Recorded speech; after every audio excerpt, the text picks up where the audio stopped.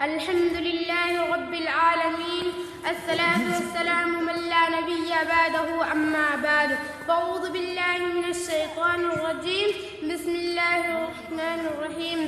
کرے سلام اس ترنگے کو جس سے تیری شان ہے کرے سلام اس ترنگے کو جس سے تیری شان ہے سر ہمیشہ اونچا رکھنا جس میں جب تک ہماری جان ہے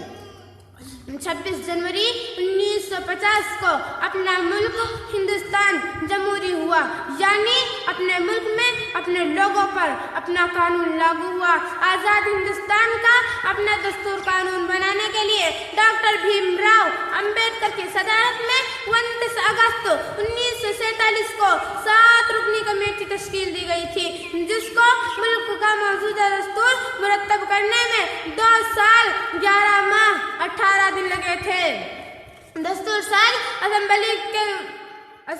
اسمبلی کے مختلف اجلاس میں اس نئے دستور کی ہر ایک شق پر کھلی بحث ہوئی 26 نومبر 1949 کو اسے قبول کر لیا گیا پھر 24 جنوری 1950 کو اسے قبول ایک مختصر اجلاس میں تمام ارکان نے نئے دستور پر دستخط کر دیا البتہ مولانا حسن موہانی نے مخالفت کرتے ہوئے دستور کے ڈرافٹ پر ایک نوٹ لکھا کہ یہ دستور برطانوی دستور کا ہی توسیع ہے آزاد ہندوستانیوں اور آزاد ہند کا مقصد پورا نہیں ہوتا بہرحال 26 جنوری 1950 کو اس نئے قانون کو لاگو کر کے ملک بھر میں پہلا یوم جمہوریہ منایا گیا اس طرح ہر سال 26 جنوری یوم جمہوریہ کے دن کے طور پر پورے ملک میں جوش و خروش کے ساتھ منایا جاتا ہے اور 15 اگست 1947 کی طرح یہ تاریخ ہوئی ملک کا قومی یادگار دن بن گیا ہے 26 جنوری کو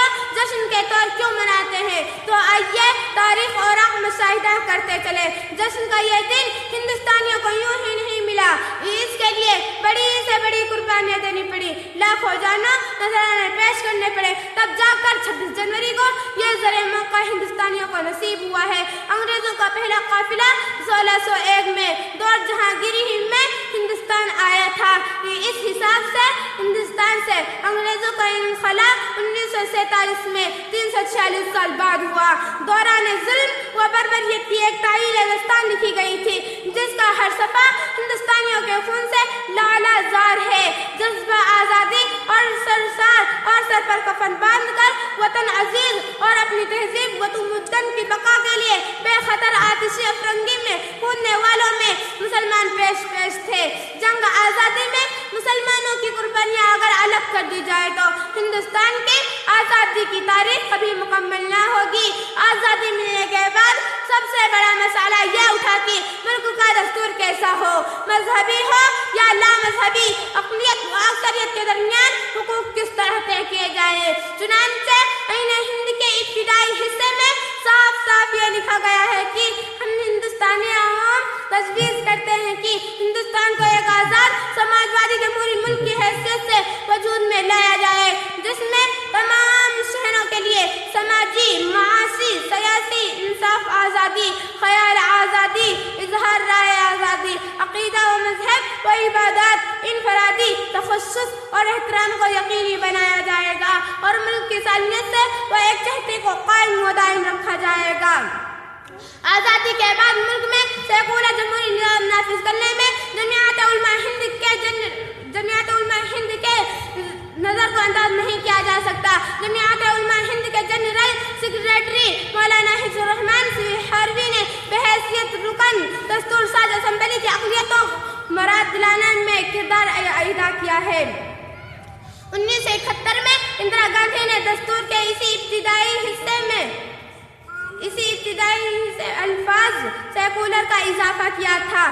مکمل ہے عبادت وطن ایمان رکھتی ہوں مکمل ہے عبادت وطن ایمان رکھتی ہوں وطن کی شان کی خاطر ہتھیلی پہ جان رکھتی ہوں وطن کی شان کی خاطر ہتھیلی پہ جان رکھتی ہوں کیوں پڑھتے ہو میرے آنکھوں میں نقشہ پاکستان کا کیوں پڑھتے ہو میرے آنکھوں میں نقشہ پاکستان کا مسلمان ہوں میں سچی دل میں ہندوستان رکھتی ہوں السلام علیکم ورحمۃ اللہ وبرکاتہ وما علينا إلا البلاغ.